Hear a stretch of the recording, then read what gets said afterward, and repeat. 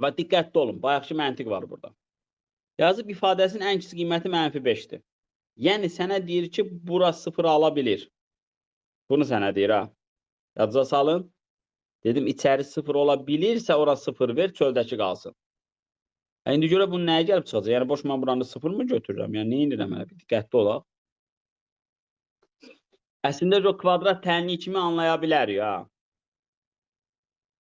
Bax bura 0 olmalıdır ki, yəni 0 ola bilməlidir ki, nə olmalıdır orada? Mənasını anlayın hələ, bir növ anlatıram. -5 qalsın.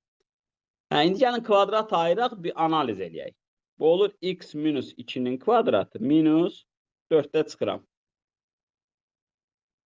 Nə qaldı burada? 10. Kvadrat çıxsın 5. İndi diqqətli ol. Yəni boş buranı 0 götürməklə deyil. Bura deyir ki 0 ola bilər.